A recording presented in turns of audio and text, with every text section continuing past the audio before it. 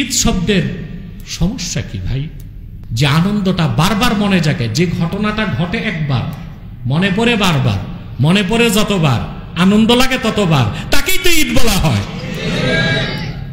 বুঝান না কেন ভাই? চোখ কান খুলে কিতাবপত্র পড়লেই তো হয়, দ্বন্দ্ব করার তো দরকার নাই। এই দ্বন্দ্ব করে ফিতনা করে তো উম্মতের মধ্যে কলহ সৃষ্টি করতেছেন, সুযোগ নিচ্ছে কাফের মুশরিক বেঈমানরা আর খ্রিস্টানরা। আমরা যারা ঈদে মিলাদুন নবী সাল্লাল্লাহু আলাইহি ওয়াসাল্লাম মাহফিল করি, হ্যাঁ, রবিউল আউয়াল মাসে আসলে আনন্দে আমাদের হৃদয় ভরপুর হয়ে যায়। এটা সম্পর্ক আল্লাহর হাবিবের আজমত ও মহাব্বতের সাথে। এর বিনিময়ে আমরা জান্নাত চাই না, তার চেয়ে বড়টা চাই।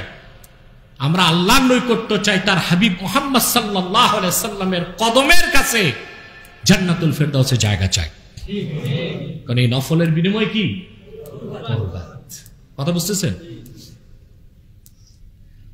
সম্মানিত সুধী,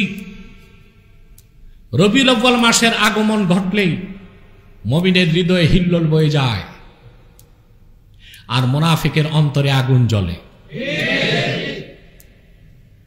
১৫০০ বছর আগে আমার নূর নবী মুহাম্মদ সাল্লাল্লাহু আলাইহি সাল্লাম যখন মক্কাতুল মুকাররমায় হযরত মা আমিনার রহম থেকে তাশরিফ নিয়ে এসেছেন, আনন্দে আল্লাহর আকাশ হেসেছে।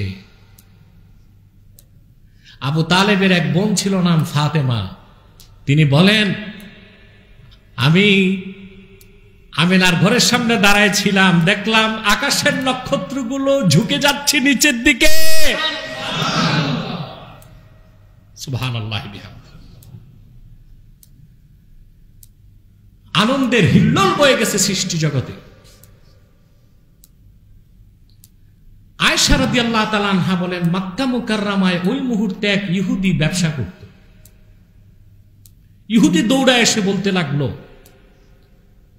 কুরাইশদেরকে জিজ্ঞেস করলো, আজকে কি তোমাদের মধ্যে কোনো শিশু জন্ম নিছে নাকি?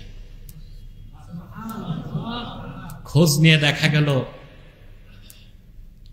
দেখা গেল হযরত মা আমিনার রহম থেকে মুহাম্মদ সাল্লাল্লাহু আলাইহি ওয়াসাল্লাম তাশরিফ নিয়ে এসেছেন।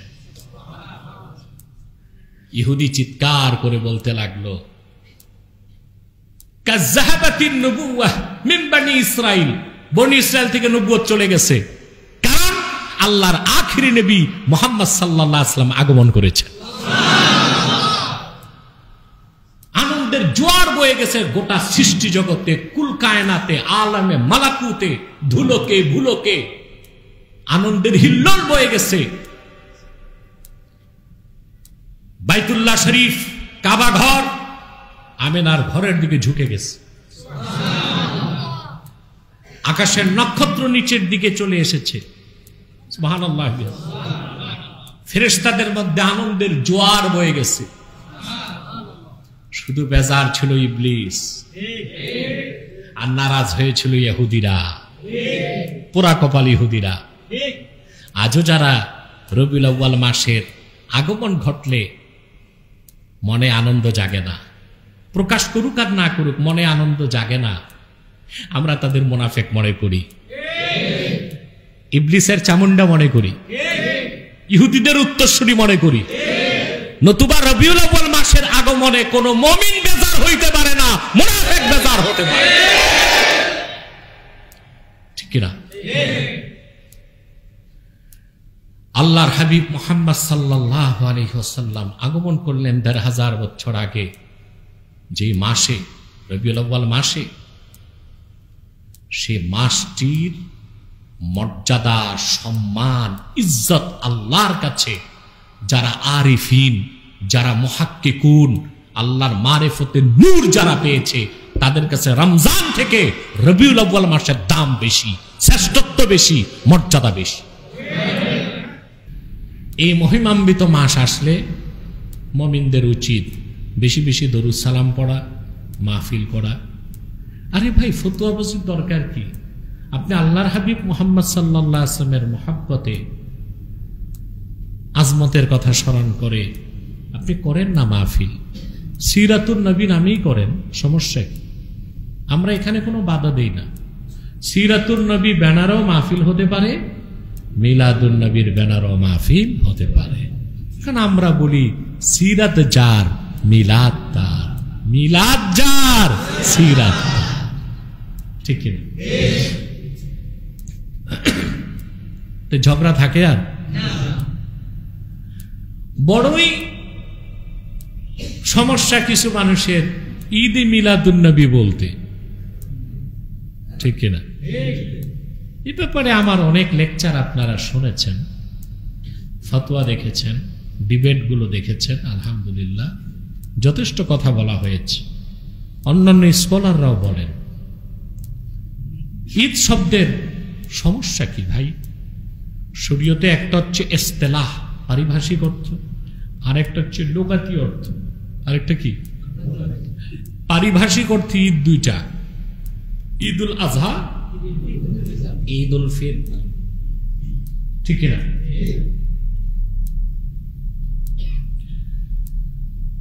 কিন্তু লোকাতি অর্থে, শাব্দিক অর্থে প্রত্যেক জুমার দিন ঈদের দিন, আরাফার দিন ঈদের দিন, আরাফার দিন। তো প্রত্যেক জুমার দিন যদি ঈদের দিন হয়, শাব্দিক অর্থে তো আমরা 52টা ঈদ পাই, 52 সপ্তাহে, কথা বলেন পাই কিনা? তো যারা এই কথাটা বলছেন দুই ঈদ ছাড়া আর কোনো ঈদ নাই, এদেরকে আমরা কি বলতে পারি? এদের জন্য দোয়া করতে পারি, এদের অজ্ঞতার জন্যে, এদের মূর্খতার জন্যে। আল্লাহ এদেরকে হেদায়েত করুন। পারিভাষিক অর্থে ঈদ দুইটাই, ঈদুল আজহা, ঈদুল ফিতর। কিন্তু শাব্দিক অর্থে প্রত্যেক জুমার দিনকেও ঈদ বলা হয়েছে, আরাফার দিনকে ঈদ বলা হয়েছে, অনেকগুলো দিনকে ঈদ বলা হয়েছে। ঈদ শব্দটার অর্থ কি? আসরুরুল আয়েদ, যে আনন্দটা বারবার মনে জাগে তাকে বলা হয় ঈদ। কি বলা হয়? আপনি যেদিন জন্ম নিয়েছেন, আমি যেদিন জন্মগ্রহণ করেছি, ওই দিনটা যখন বছর ঘুরে আসে আনন্দ লাগে না? কথা বলে লাগে? এই জন্য মোল্লা আলী কারি রহমতুল্লাহর মতে প্রত্যেক মুমিন মুসলমানের জন্মের দিনটা তার ঈদের দিন। কথা বলেন। আপনি যেদিন বিয়ে করছেন, আমি বলি না আপনাদেরকে বিয়ে বার্ষিকী পালন করতে, করলে সমস্যা নাই জায়েজ তরিকায়, কিন্তু করতে গেলে বাজেট তো বেড়ে যাবে। এই বেহুদা বাজেট বাড়ানোর দরকার।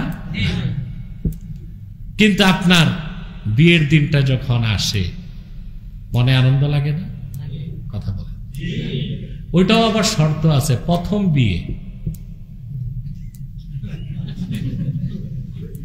দ্বিতীয়বার যে বিয়ে করে মানুষ, দরকার হইলে এটা ভালো কাজ, ভালো কাজ না?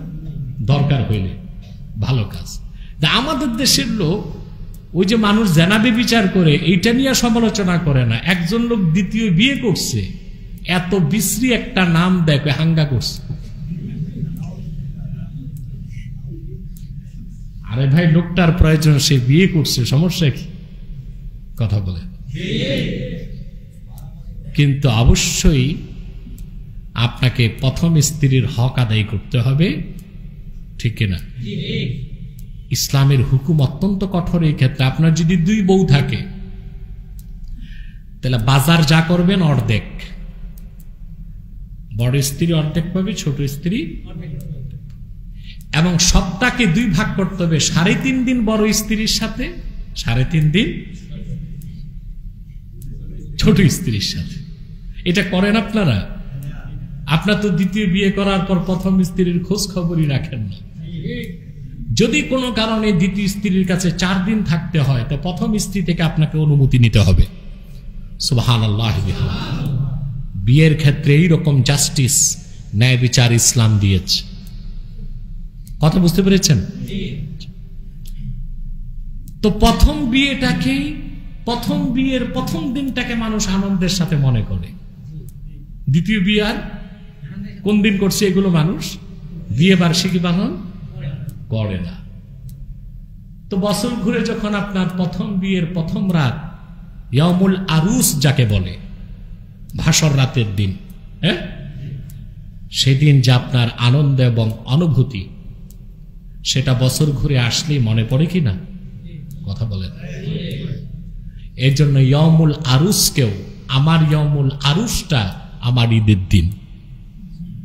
আর সুরুরুল আয়েত, যে আনন্দটা বারবার মনে জাগে, যে ঘটনাটা ঘটে একবার মনে পড়ে বারবার, মনে পড়ে যতবার আনন্দ লাগে ততবার, তাকেই তো ঈদ বলা হয়। বুঝলেন না কেন ভাই? চোখ কান খুলে কিতাবপত্র পড়লেই তো হয়, দ্বন্দ্ব করার তো দরকার নাই। এই দ্বন্দ্ব করে ফিতনা করে তো উম্মতের মধ্যে কলহ সৃষ্টি করতেছেন, সুযোগ নিচ্ছে কাফের মুশরিক বেঈমানরা আর খ্রিস্টানরা। কেন সুযোগ দিচ্ছেন? ফতুয়াবাজি না করে নিজেদের মধ্যে মাসলাকগত দ্বন্দ্ব মিটানোর সবচেয়ে বড় ভালো পন্থা সংলাপ। কি সংলাপ? সংলাপের মাধ্যমে ভুল বুঝাবুঝিগুলোকে দূর করলেই বাংলাদেশে ঐক্য সম্ভব, নতুবা কোনোদিন ঐক্য সম্ভব। সকল মাসলাকের ঐক্যের জন্য নিজেদের ভুল বুঝাবুঝির অবসান করতে হবে। আর সেই ভুল বুঝাবুঝির অবসানের সর্বোত্তম পদ্ধতি হচ্ছে বাহাস নয়, সংলাপ। বাহাসে ঝগড়া হয়, কি হয়? এতে সমাধান কম হয়। সমাধান হচ্ছে সংলাপ। কথা বুঝতে পারছেন? তাহলে ঈদে মিলাদুন নবী বলতে আমরা কি বুঝি? আল্লাহর আখির নবী, নবীগণের মাথার তাজ নূর নবীজি আমার মুহাম্মদ সাল্লাল্লাহু আলাইহি ওয়াসাল্লাম আজ থেকে ১৫০০ বছর আগে হযরতে আমিনা নূরময় রহম থেকে মক্কাতুল মুকাররমায় তাশরীফ নিয়ে এসেছেন। ১৫০০ বছর আগে রবিউল আউয়ালের ১২ তারিখ। সেই ১৫০০ বছর আগের সেই শুভ মুহূর্ত, শুভ রাত, সেটাকে বলা হয় লাইলাতু মৌলিদিল মুস্তাফা। প্রতি বছর রবিউল আউয়াল মাসের আগমন ঘটলেই ১৫০০ বছর আগের সেই লাইলাতু মৌলিদিল মুস্তাফার কথা স্মরণ হলে মুমিনের হৃদয়ে আনন্দের হিল্লোল বয়ে যায়। সে আনন্দের প্রকাশ করার জন্য মুমিন মুসলমান যদি ঈমানের সাথে শরীয়তের গণ্ডির মধ্যে থেকে মাহফিল করে, সিরাতুন নবী নামে করুক, মিলাদুন নবী নামে করুক, ইসলামী সঙ্গীত সন্ধ্যা যদি করে, হামদ শরীফ, নাত শরীফের মাহফিল করে, কথা বুঝতেছেন? তারপরে মুনাজাত করে তাবাররুক বিতরণ করে, এটাকেই তো মাহফিলে ঈদে মিলাদুন নবী বলা হয়। এখানে বেদাত খোঁজা, হারাম বলা মূর্খের কাজ, অজ্ঞের কাজ, ভাগ্য বিপন্ন পোড়া কপালের কাজ। আপনি সিরাতুন নবী ব্যানারও মাহফিল করতে পারেন, মিলাদুন নবী ব্যানারও মাহফিল করতে পারেন। আল্লাহ আমাদেরকে সঠিক বুঝ দান করুক, বলুন আল্লাহুম্মা আমিন।